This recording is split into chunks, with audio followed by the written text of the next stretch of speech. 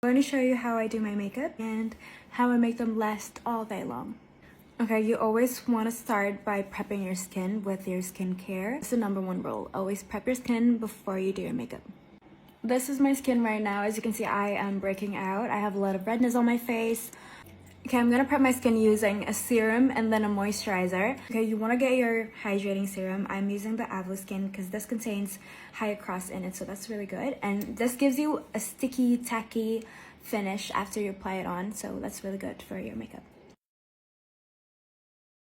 Now you wanna make sure that you wait. Don't apply moisturizer right away. Don't apply your primer right away. Just wait until the product sinks into your face.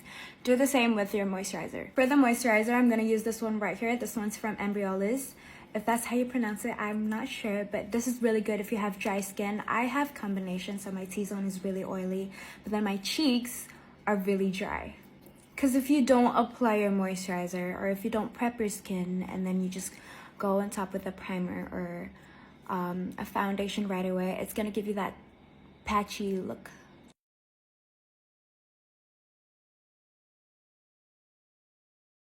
This is what my skin looks like after the prep. I don't care if you have oily skin, you still need to use moisturizer. Now you want to get a hydrating primer. This one's from Mother of Pearl. This gives you that sticky feeling after you apply it on, so your foundation will stick to your skin like all day. Any primer that gives you sticky finish or tacky finish will work. I'll put some of my favorites here for you guys.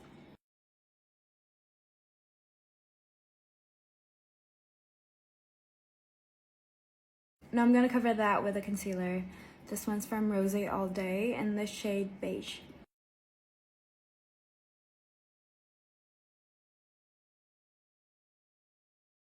Now you want to wait at least 3 minutes until it's dry. Now I'm just going to use the skin tint from Morphe. You can use a foundation for a fuller coverage, but I'm just going with this one. This is also buildable, and it looks like skin.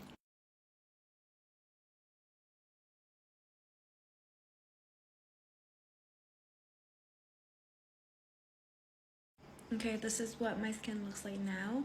You want to take time blending it, and I'm going to blend it again using a beauty sponge. Make sure your beauty sponge is damp, okay? Not dry, or else it's going to take away that products or the foundation that you just put on your face. Okay, next I'm going to use a cream contour. This one's from Huda Beauty in the shade Light, and I'm also going to use a sponge and make sure it's damp.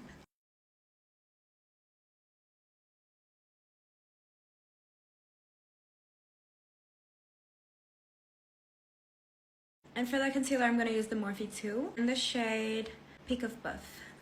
I'm just going to use to highlight.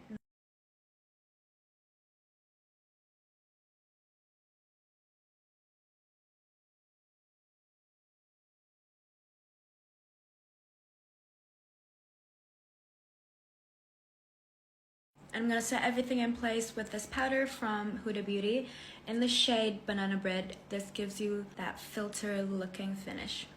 And I'm going to use a powder puff like this. Look up, blend again, and set it. Look at the difference. I'm not going to bake, I'm just going to set everything in place.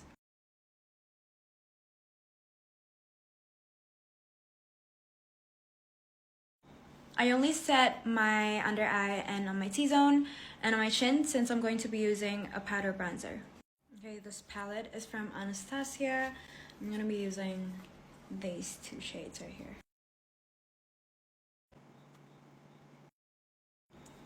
Doing my brows using the Anastasia Pomade and dark brown.